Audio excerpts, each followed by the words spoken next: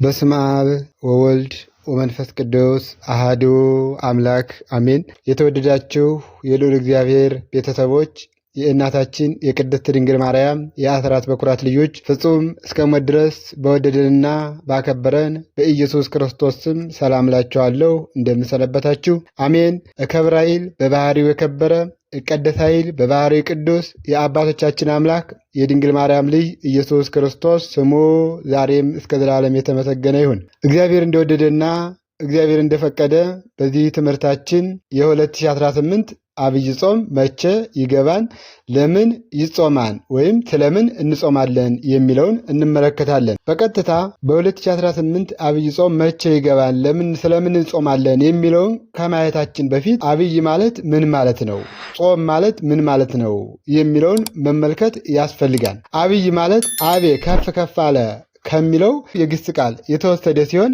አብይ ማለት ከፍ ያለ ትልቅ ማለት ነው። አብይ ጾም አብይ ለምን ተባለ ካልነ ነቢዩ እግዚአብሔር ልበ አምላክ ቅዱስ ዳዊት በዚህ በመዝሙር 47 ከቁጥር 1 ላይ አብይ እግዚአብሔር ወብዙ አኮቴቱ አብይ እግዚአብሔር ወአብይ ኃይሉ ብሎ የተናገረለት ጌታችን መድኃኒታችን ኢየሱስ ክርስቶስ የጾመው ጾም ስለሆነ አብይ ጾም ተብሏል ማለት ነው። ጌታችን መድኃኒታችን ኢየሱስ ክርስቶስ በፈለገ ዮርዳኖስ በእደ ዮሐንስ ከተጠመቀ በኋላ ሳይውል ሳያድር ወደ ገዳመ ቆሮንቶስ በመሄድ ከቆመ ሳይቀመጥ ከዘረጋ ሳያጥፍ የጾመው ጾም ስለሆነ አብይ ጾም ተብሏል ማለት ነው። አብይ ጾም ተብሏል ማለት ነው። ሌላው አብይ ጾም የተባለበት ምክንያት በቁጥሩ ከሌሎቹ አጽዋማት ስለሚበልጥና ስለሚበዛ አብይ ጾም ተብሏል ማለት ነው። አብይ ጾም ሌሎች ስያሜዎችም አሉትኝ። አብይ ጾም ጾመ ሁዳዴ በመባልም ይታወቃል። ጾመ ሁዳዴ በመባል ይታወቃል።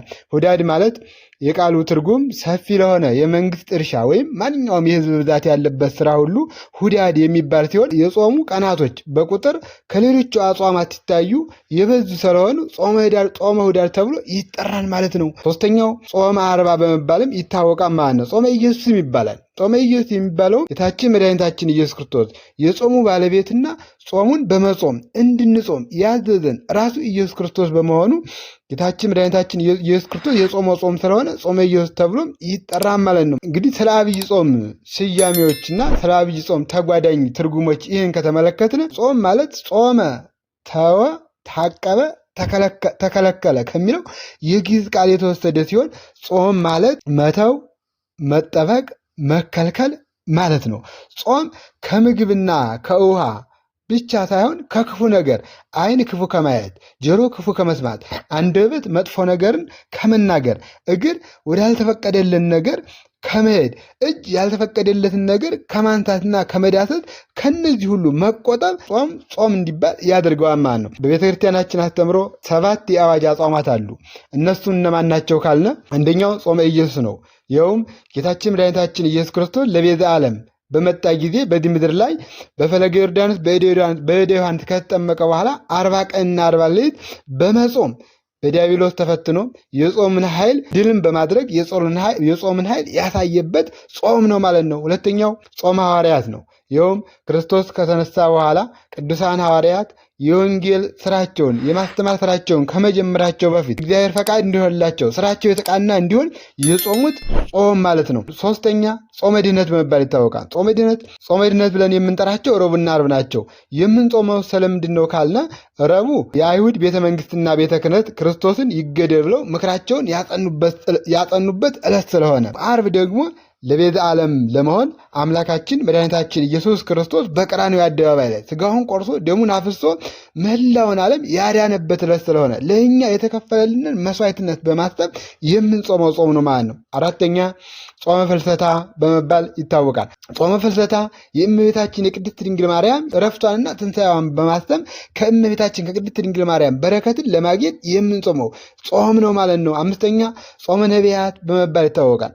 ጾመ ነቢያት ከልደት በዓል በፊት የምንጾመው ሲሆን ይኸውም ቅዱሳን ነቢያት ጌታችን መድኃኒታችን ኢየሱስ ክርስቶስ ከሰማየ ሰማይ ይወርዳን ይወለዳን እያሉ በተስፋ የጾሙት ጾም እኛም ደግሞ ተወለደልን አዳነን ብለን በጉጉት የምንጾመው ጾም ነው ማለት ነው። ስድስተኛ ጾመ ጋድ ወይም ጾመ ጋድ በመባል ይታወቃል። ይኸውም ልደትና ጥምቀት ዓርብና ሮብ ሲሆኑ የእነሱ ምትክ በእነሱ ፈንታ የምንጾመው ጾም ነው ማለት ነው።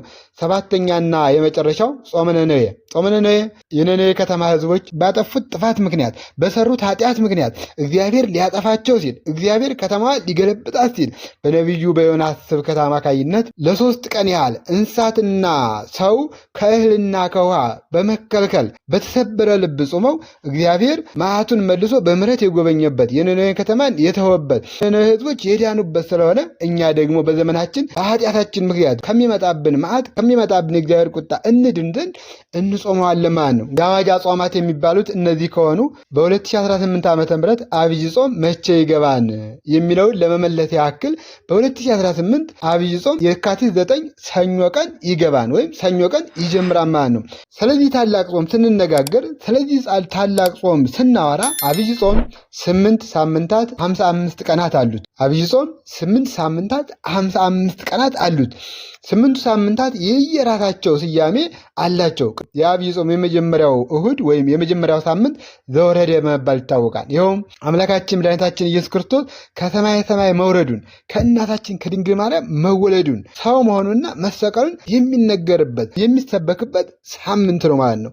ሁለተኛው ሳምንት ቅድስት በመባል ይታወቃል። ቅድስት የሚለው ስለ ሰንበተ ክርስቲያን ቅድስና፣ ስለ ሰንበተ ክርስቲያን ክብር፣ ሰንበተ ክርስቲያን ምን ያህል የተከበረች እንደሆነ የሚነገርበት የሚዘመርበት የሚታሰብበት ዕለት ነው ማለት ነው። ሶስተኛው ሳምንት የሶስተኛው እሁድ ምኩራብ በመባል ይታወቃል። ይኸውም በዚህ ሰንበት ጌታችን በመዋዕለ ትምህርቱ በምኩራብ ገብቶ ማስተማሩ ቤቴስ ቤተ ጸሎት ትሰመይ ቤቴ የጸሎት ቤት ትባላለች ብሎ የገበያ ቦታ አድርገውት የነበሩትን አይሁድ በጅራፍ እየገረፈ ያስወጣውበት ያ የሚነገርበት ጌታችን መድኃኒታችን ኢየሱስ ክርስቶስ በምኩራብ ተገኝቶ ያስተማረበት ያንን የምናስብበት ሳምንት ነው ማለት ነው። አራተኛው እሁድ ወይም አራተኛው ሳምንት መጻጉዕ በመባል ይታወቃል። ይኸውም በዚህ ሳምንት ጌታችን መድኃኒታችን ኢየሱስ ክርስቶስ ድውያንን መፈወሱ፣ ዕውራንን ማብራቱ፣ ጎባጣን ማቅናቱ የሚነሳበት የሚዘመርበት ለ38 ዓመት በአልጋ ላይ ተኝቶ የነበረውን መጻጉዕን መፈወሱ በዚህ ሳምንት የሚነገርበት የሚዘመርበት ሳምንት ነው ማለት ነው።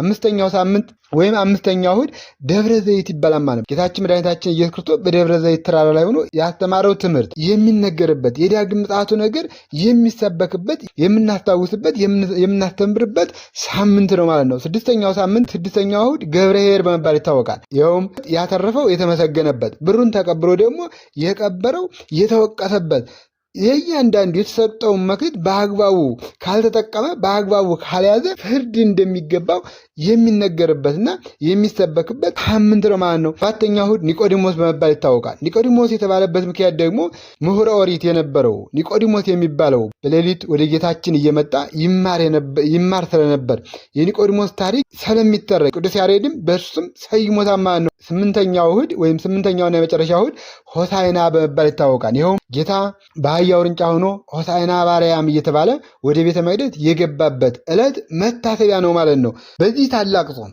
በዚህ በአብይ ጾም ጌታችን መድኃኒታችን ኢየሱስ ክርስቶስ የኃጢአቶች ሁሉ ራስ የተባሉትን ኃጢአቶች ድል የነሳበት መሆኑን በስፋት ይነገራል፣ በስፋት ይተረጎማል፣ በስፋት እንረዳለን ማለት ነው። እነዚህ የኃጢአት ራስ በመባል የሚታወቁት እነርሱ እነማን ናቸው ካልነ እነርሱም ስስት፣ ትዕቢትና ፍቅረ ነዋይ ናቸው። ጌታ እንዴት እነዚህን ድል ነሳ ካልነ ደግሞ በዚህ በማቴዎስ ወንጌል ምዕራፍ 4 ከቁጥር 1 ጀምረን ስናነብ እንደምናገኘው ጌታችን መድኃኒታችን ኢየሱስ ክርስቶስ 40 መዓልትና 40 ሌሊት ከጾመ በኋላ ተራበ ይለናል።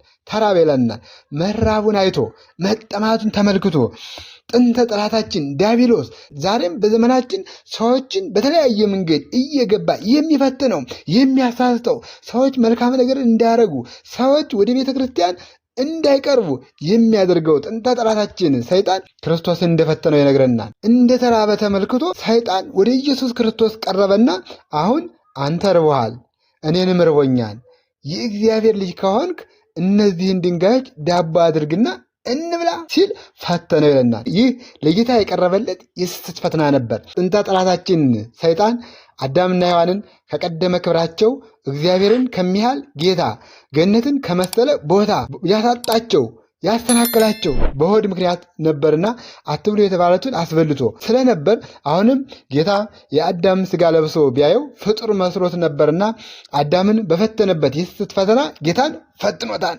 ጌታችን ግን ሁሉን ነገር ለእኛ አርአያና ምሳሌ እንዲሆን ፈተና ሲመጣ እንዴት ማሸነፍ እንደሚገባን ሊያስተምረን ነውና እርሱም መልሶ እንዲህ አለው፣ ሰው ከእግዚአብሔር አፍ በሚወጣ ቃል ሁሉ እንጂ በእንጀራ ብቻ አይኖርም ተብሎ ተጽፏን ብሎ ጥቅሱን በጥቅስ በመመለስ የመጀመሪያውን የስህተት ፈተና ድል ነስቶታል። ድል ነሳው፣ አሳፈረው። ሰይጣን በዚህ ድል ሲነሳ ሁለተኛ ሌላ ፈተና መጣ ይለናል። ሁለተኛው ፈተና የትዕቢት ፈተና እንደሆነ መጽሐፍ ያስረዳናል። ይኸውም ድል በተነሳ ጊዜ በቤተ መቅደስ ትዕቢት እያሳደረ ድል የሚነሳቸው ካህናት እንደነበሩ እንዳሉ እነዚያን ገምቶ ከእነዚያ እንዳንዱ በመቁጠር ያቅ ነበርና በገዳም ቢሆን ድል ነሳኝ እንጂ በቤተ መቅደስማ ቢሆን በከንቱ ውዳሴ ድል እነሳው ነበር ብሎ አሰበ ይለናል። ወደ ቅድስት ከተማ ወሰደውና በመቅደስ ጫፍ ላይ አቆመው ይለናል። ይኸውም ጌታችን መድኃኒታችን ኢየሱስ ክርስቶስ የዲያብሎስ ሐሳቡን ልቡ ምን እንዳሰበ የዲያብሎስ ሐሳቡን ተረድቶ እንደሄደለት ያስረዳናል ማለት ነው። ከዚህ በኋላ በመቅደስ ጫፍ ላይ አቆመው ይለናል።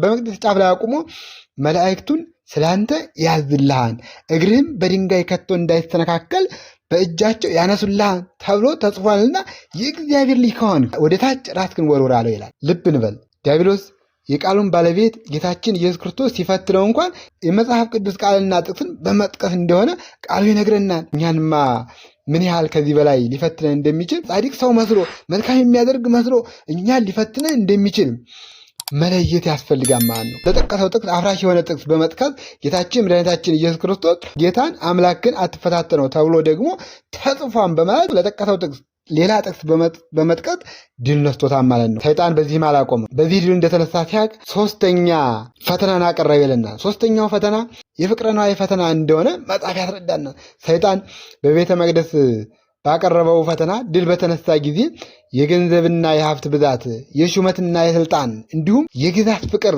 እያሳደረ ድል የሚነሳቸው ሰዎች አሉና ጌታችን በዚያ ገምቶ ከነዛ እንዳንዱ ቆጥሮ ቦታው ቤተ መቅደስ ቢሆን ድል ነሳኝ እንጂ ብዙ ተንቀሳቃሽ በሚታይበት በተራራማ ቢሆን ሀብት፣ ግዛትና ሹመት፣ ሽልማት አሳይቼ በዚህ ድል እነሳዋለሁ ብሎ ሌላ ሶስተኛ ፈተና አሰበ ይለናል። አስቦም አልቀረም፣ የመጨረሻውን ፈተና ይዞ ቀረበ ይለናል። ጌታችን መድኃኒታችን ኢየሱስ ክርስቶስ የዲያብሎስ ፍላጎቱን የሰይጣን ሐሳቡን ተረድቶ እጅግ ረጅም ወደሆነ ተራራ ወሰደው ይለናል።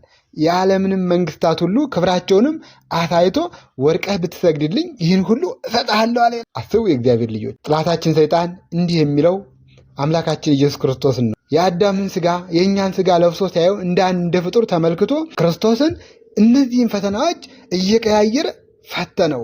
ጌታችን መድኃኒታችን ኢየሱስ ክርስቶስ ደግሞ በዚህ ምድር ላይ ስንኖር በዚህ ዓለም ላይ ስንኖር ልዩ ልዩ የሆኑ ፈተናዎች በእኛ ላይ እንደሚመጣ እንዴት ድል መንሳት እንዳለብን ለማስተማር እያንዳንዱ ደረጃ በደረጃ ፈተናዎችን ድል በማድረግ አሳይቶናል። ለምን? ለእኛ አርአያ ለመሆን፣ ለእኛ ምሳሌ ለመሆን።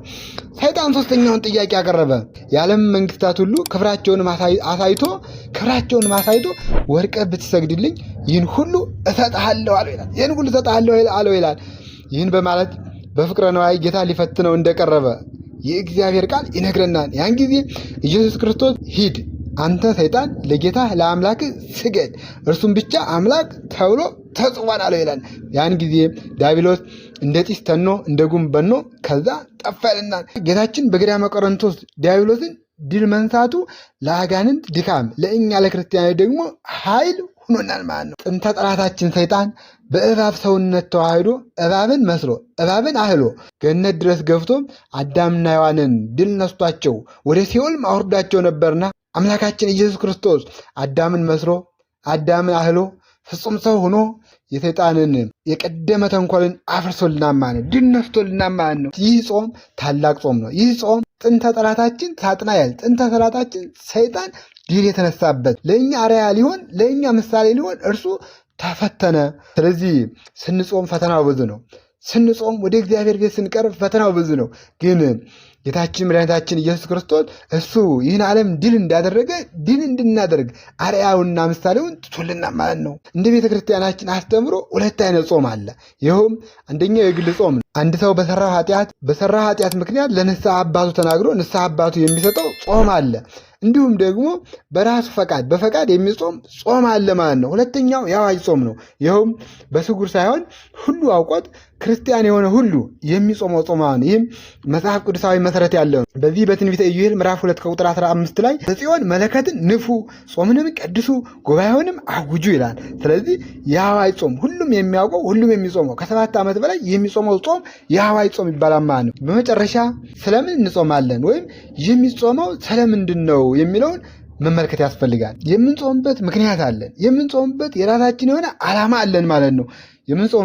የምንጾምበት ዓላማ የጾም ጥቅሙ ምንድን ነው ካልነ ጌታችን መድኃኒታችን ኢየሱስ ክርስቶስ በዚህ በማቴዎስ ወንጌል ምዕራፍ 5 ከቁጥር 6 ላይ ስለ ጽድቅ ብለው የሚራቡና የሚጠሙ ንዑዳን ክቡራን ናቸው፣ እነርሱም በኋላ ይጠግባሉና ይለና። አጥተው አይደለም፣ ተቸግረው አይደለም፣ እያላቸው ሕገ እግዚአብሔርን እያሰቡ ፈቃደ ሥጋቸውን ለፈቃደ ነፍሳቸው የሚያስገዙ ስለ ጽድቅ የሚራቡ ንዑዳን ክቡራን ናቸው ብሎ ጌታችን መድኃኒታችን ኢየሱስ ክርስቶስ በተናገረው መሰረት ስለዚህ በጾም መንግሥተ ሰማያትን እንወርሳለን ማለት ነው። በጾም መንግሥተ ሰማያትን እንወርሳለን። ስለዚህ መንግሥተ ሰማያትን ለመውረድ እንጾማለን ማለት ነው። መንግሥተ ሰማያትን ለመውረድ እንጾማለን ማለት ነው። እንዲሁም ደግሞ በአገር ላይ የታዘዘውን መቅሰፍት እግዚአብሔር ከእኛ እንዲያረቅልን እግዚአብሔር በምሕረቱ እንዲጎበኘን እንጾማለን። ለዚህም የነነዌ ሰዎችን መመልከት እንችላለን። የነነዌ ሰዎች የዮናስን ትምህርት ሰምተው የዮናስ ስብከት አዳምጠው በዮናስ ትምህርት አማካይነት 3 ቀን ጾመው ለእነርሱ የታዘዘው እሳት የዛፉን ጫፉን አቃጥሎ እንደተመለሰ እንመለከታለን። ስለዚህ በጾም በሀገር ላይ የታዘዘውን መቅሰፍት ይመለሳል ማለት ነው። ሌላው የቅዱስ ማቴዎስ ወንጌል ምዕራፍ 17 ቁጥር 21 ላይ ስንመለከት ጌታችን መድኃኒታችን ኢየሱስ ክርስቶስ ለቅዱሳን ሐዋርያት የተናገራቸው አለ። ይህም ምንድን ነው? እንዲህ ይለናል፣ እንዲህ አይነቱ አብሮ አደግ ጋኔን ያለ ጾምና ያለ ጸሎት አይወጣም ይላል። ስለዚህ በጾም ሰይጣንን ድል እናደርጋለን ማለት ነው። በጾም ሰይጣን ይሸነፋል። ጌታችን መድኃኒታችን ኢየሱስ ክርስቶስ ድል አድርጎ አሳይቶና ማለት ነው። ስለዚህ ወደ እግዚአብሔር ቤት እንዳንቀርብ ሕጉን እንዳናከብር የሚያደርገንን ሰይጣንን ድል ለመንሳት እንጾማለን ማለት ነው። እንዲሁም ደግሞ በጾም ኃጢአት ይሰረያል። የነነዌ ሰዎች ኃጢአታቸው እንደተሰረየላቸው የእኛም ኃጢአት እንዲሰረይልን የነነዌ ሰዎች ኃጢአታቸው በእግዚአብሔር ደርሶ እንደነበር መጽሐፍ ያስረዳናል። የነነዌ ከተማ ልትገለበጥ እንደሆነ መጽሐፍ ይነግረናል። ነገር ግን የተሰበረ ልቦና ይዘው በመቅረባቸው ወደ እግዚአብሔር በማምጣታቸው ኃጢአታቸው እንደተሰረየላቸው ትንቢተ ዮናስ ስናነብ ታሪኩን እናገኘዋለን ማለት። ስለዚህ በጾም ኃጢአት ይሰረያል ማለት ነው። ኃጢአታችን እንዲሰረይልን በደላችን እንዲፋቅልን እንጾማለን ማለት ነው። ኦሪት ዘዳግም ምዕራፍ 9 ከቁጥር 9 ላይ እንደምናነበው በጾም ከእግዚአብሔር ጋር መነጋገር እንደሚቻል ሊቀ ነቢያት ሙሴ 40 መዓልትና 40 ሌሊት ጾሞ ከእግዚአብሔር ጋር ቃል በቃል እንደተነጋገረ መጽሐፍ ያስረዳናል ማለት ነው። ስለዚህ የምንጾመው ዝም ብለን አይደለም ማለት ነው፣ ለዓላማ ነው ማለት ነው። ይህን ታላቅ ጾም ስንጾም ደግሞ ዝም ብለን መጾም ብቻ ሳይሆን የተራቡትን በማብላት የተጠሙትን በማጠጣት ለቁርስ እንጠቀመው የነበረውን ምሳ ላይ ጨምረን በመብላት ወይም በአካውንታችን በማጠራቀም ሳይሆን ለሌላቸው የሚበሉት የሚጠጡት ለሌላቸው በመስጠት መጾም ያስፈልጋል ማለት ነው። ትንቢተ ኢሳይያስ ምዕራፍ 58 ከቁጥር 6 ላይ በምትጾምበት ጊዜ እንጀራህን ለተራበ ብትቆርጥ ብርሃንህ እንደ ንጋት ይበራልሃል፣ ያን ጊዜ ትጠራለህ፣ እግዚአብሔርም ይሰማሃል፣ ትጮኻለህ፣ እርሱም እነሆኝ ይልሃል ይላል። ስለዚህ እግዚአብሔር እንዲሰማን ከፈለግን እግዚአብሔር አቤት እንዲለን ከፈለግን ይህን የመጣብንን መዓት እንዲያሳልፍልን ከፈለግን የተራቡትን መጎብኘት ያስፈልጋል። የተሰበረ ልብ ይዞ መቅረብ ያስፈልጋል። የተጣላን ካለን መታረቅ ያስፈልጋል። ጾምን ከማሰባችን በፊት ጾሙን ከመጀመራችን በፊት ንስሐ ገብተን የተሰበረ ልብ ይዘን ወደ እግዚአብሔር ማቅረብ አለብን ማለት ነው። ያ ሲሆን በጾማችን ሰይጣንን ድል እንነሳዋለን። ትዕቢትን፣ ስስትን፣ ፍቅረ ንዋይን እነዚህን ድል እንነሳለን ማለት ነው። ዛሬም ዓለም እየታመሰበት ያለ ብዙዎች በእነዚህ በሶስቱ አርእስተ ኃጣው ጌታችን መድኃኒታችን ኢየሱስ ድል በነሳባቸው በእነዚህ ነው።